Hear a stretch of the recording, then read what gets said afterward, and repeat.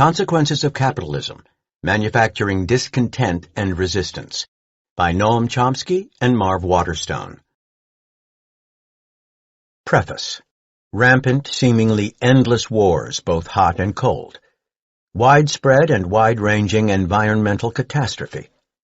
Unparalleled levels of global wealth and income inequality.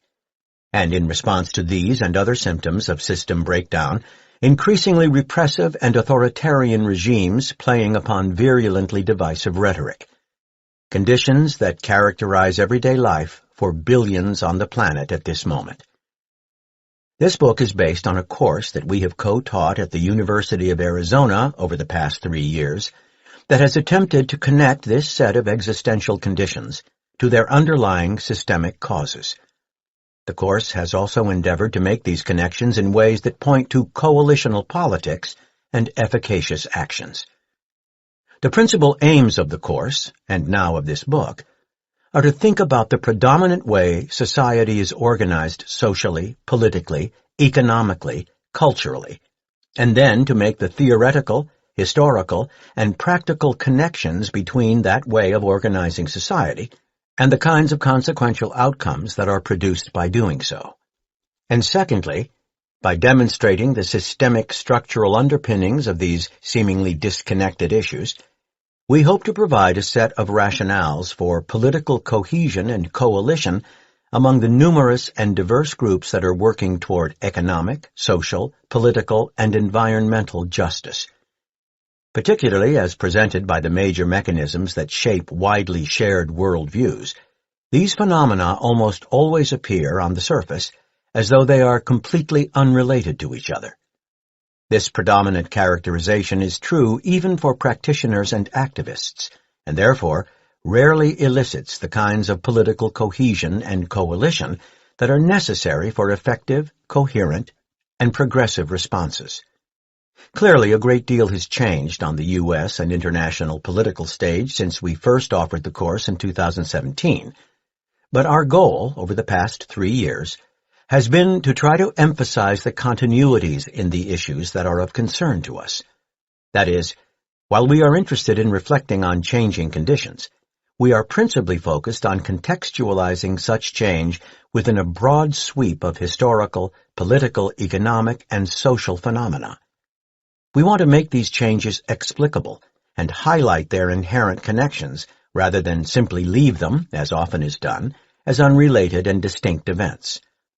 We endeavor to illuminate some of the new forms and emphases these issues have taken over the past several years, but again, in a manner that demonstrates their linkages and grounding in long-standing systemic and institutional frameworks. We begin, both in the course and in this book, by asking a very basic question. How do we know what we think we know about the world? In this initial inquiry, we take up a set of questions that examine the ways in which people come to understand how the world works. This set of processes, usefully understood as the production, reinforcement, and changing of common sense, is a constant project. Those who are advantaged by the status quo are continually at work to make us understand that the way things are is the way things should be, and thus the ways in which we understand the world are very much connected to the ways in which we interact with the world. We are also intent on elucidating the complex linkages between common sense and power. Here we take up the Gramscian notions of hegemony, the definition and role of intellectuals, and the ways in which the economy, broadly understood, and other dimensions of society interact to produce the varied experiences of everyday life for different classes and categories of people. In the second chapter, we undertake an examination of what we think about as the predominant current common sense in much, though not all, of the world. If, as we contend, common sense is a very useful notion for understanding how we think and understand the world, what is the current common sense? We, along with other analysts, call the prevailing common sense capitalist realism. We interpret this term to be not merely descriptive of the dominant political economic framework, but also to highlight proponents' additional assertion that there is really no meaningful alternative to organizing society along the lines of late-stage industrial state capitalism. Clearly, much of society, certainly U.S. society, but many other societies as well, is organized along these lines. This is the basic framework within which we will attempt to understand the resultant issues and consequences. Again, there have been substantial changes within and among the variants of late-stage capitalism over the past several years, and our assessment situates these changes within appropriate continuities and contexts. In the third chapter, we begin to examine some of the more consequential effects that have resulted, as would be expected, we argue, from organizing societies along the lines of a capitalist, realist political economy. We begin with the multi-pronged relationships between capitalism and the various historical and contemporary mechanisms that capitalists and their vital partners within state systems have used to spread this form of political economy around the globe. These processes have been known most commonly as colonialism or imperialism, in either their historical or neo-forms, and have often been accompanied by the often necessarily related processes of militarism. In this chapter, we will think very carefully about how capital, when uninhibited by constraints against mobility, goes around the globe looking for the conditions that will maximize surplus value and profit. Historically, and contemporaneously as well, these have often included cheaper labor or resources and/or more lucrative markets. More recently, alluring conditions have also included more desirable regulatory, that is, environmental or labor, monetary, or fiscal environments to maximize profit accumulation. These adventures, quite often necessitating incursions on the prerogatives and sovereignties of others, have produced a long and bloody history and present, and a likely calamitous future. In Chapter 4, we move on to examine the most significant effects of the relationship between a capitalist political economy and the environment, which we would argue now constitute a second set of existential crises. While there are certainly variants of the abstract capitalist model, one persistent and typical tendency is to assess the planet as either storehouse of needed resource inputs, including energy resources, and/or sink for waste products of all kinds, due in large measure to a continually sought novelty and the concomitant obsolescence of the old. As a consequence of this orientation, nature, as both inherent worth and utilitarian guarantor of sustainable life, must be subjected to the ruthless calculus of costs and benefits. In such evaluations, anything that fails to maximize profits or minimize losses must be discounted, ideally to a value of zero.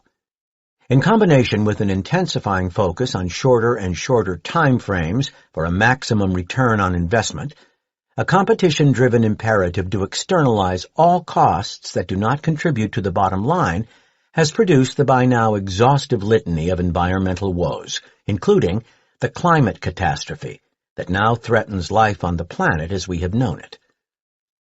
In the subsequent chapter, Chapter 5, we begin to examine the more mundane, everyday violence of capitalism in its present neoliberal, globalized, and financialized form. Though not necessarily as dramatic in some ways as militarism or environmental catastrophe, these quotidian issues are emblematic of the kinds of impacts that are being produced for billions of people in their everyday lives on the ground around the world. Beginning largely in the late 1970s and flourishing in the early 1980s, though the original ideas actually date back much further, especially in the U.S. and U.K., neoliberalism has been an ongoing project of elites to claw back the few gains made by other classes in the immediate aftermath of the Second World War. The central tenets include the elimination, or preferably the privatization, of government services of all kinds, an all-out assault on the ability of labor to organize, the massive deregulation of every segment of the economy, and the absolute faith in market-based principles to adjudicate all elements of social, political, cultural, and economic life. The results have been staggering levels of wealth and income inequality, the disappearance or significant shredding of even the most grudging social safety net provisions, the loss of the commons in virtually all sectors, and the truncation, ideally to zero, of public expectations for anything that might be provided by something called society. These then are three broad categories of consequences that we take up below: militarism and threats of war and terrorism, environmental catastrophe, and the seemingly more mundane suite of neoliberal effects. But these phenomena produce reactions. Once these effects are out in the world, we need to think about the way in which social movements cohere around them, and demands for progressive change are asserted. But at the same time, we want to think about the ways in which elites, who are advantaged by maintaining or reinforcing the status quo, respond to those reactions. These are the matters that we take up in Chapter 6. Over the past several years, as in the many decades before, we have seen an enormous panoply of social movements for social, political, and economic justice: anti-austerity movements, environmental activism, human rights promotion, including expansions of the definition of human and the list of rights themselves, criminal justice reform, poverty elimination or reduction, and many others. One disheartening continuity has been the successful ability of elites to keep these movements separated from, and often in fact, antagonistic to each other.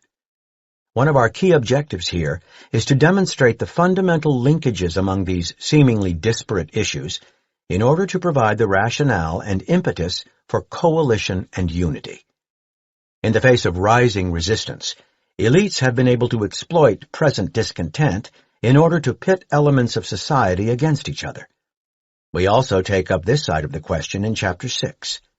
Often, this set of strategies is delivered in the guise of so-called populism, or nationalism, or patriotism, or nativism, etc., in which blame for present conditions is placed on the most vulnerable segments of populations: immigrants, non-dominant communities, the old, the young, the differently abled, deviants from sexual or other norms, who are then relentlessly scapegoated for the sake of the virtuous and deserving elements of society.